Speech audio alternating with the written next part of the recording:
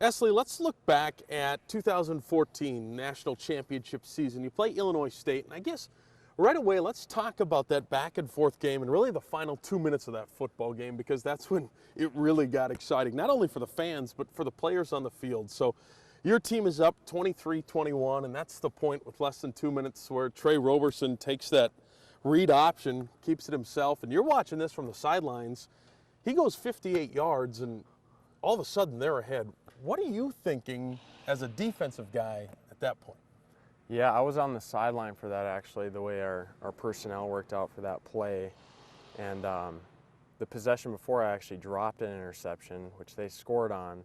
We punted, they get it back, so I'm watching knowing that I could have gave us the ball. They scored, so I'm intently watching, and then I see Roberson break out for that huge run. They take the lead, so I'm putting a lot of that on myself, so it was pretty agonizing to watch.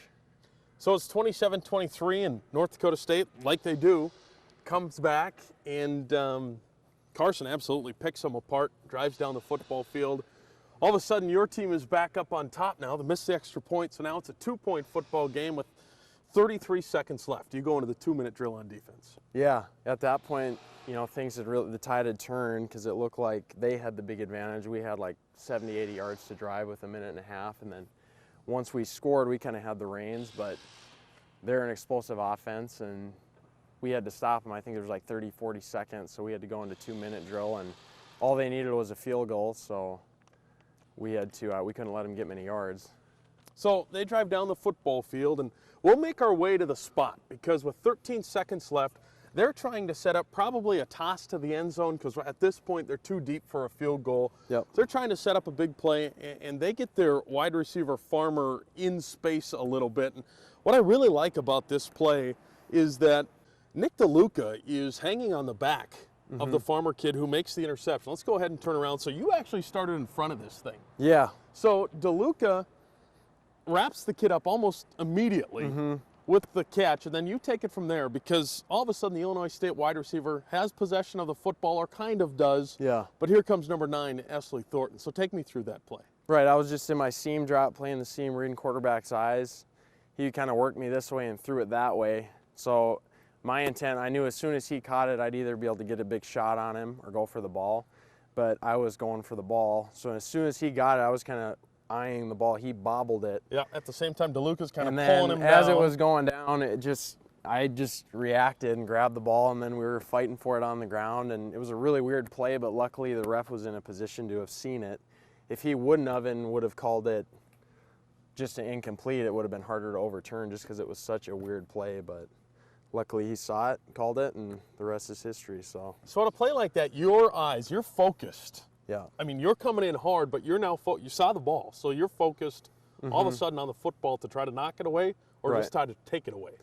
To knock it away, really. I mean, because I knew Nick had him. I could see Nick was on him, so my goal was just to hit the ball and dislodge it. If he would have caught it clean, I would have just been hitting at the ball, but luckily he bobbled it, and I was at a opportunistic place and ended up with the ball. Bison win. Yeah, they rule an interception on the field, but you got to go to the sideline. You got to wait for them and the referee to come out. What's going through your mind as this has taken longer and longer for him to come out and ultimately announce that it is an interception? Yeah, initially I was just thinking purely off emotion. I mean, I knew I caught it, and in my head we won. I'm celebrating, but then, logically started thinking, and then Coach Kleiman's asking me, "Did you catch it?" And then my mind starts racing, like, well, what if the ball touched the ground? I'm like, no, I caught it.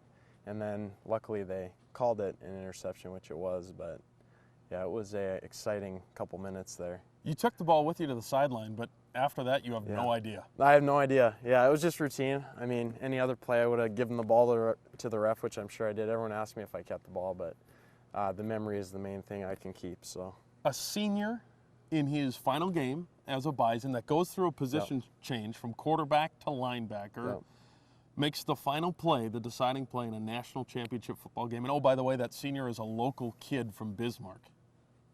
That doesn't happen. I know. Yeah, it was a great way to cap it off, especially having dropped that interception earlier. I would have never forgiven myself. So to have my last play end that way as a senior, there's not much more you can ask for with the national championship. So that's awesome. Very Another grateful. national championship.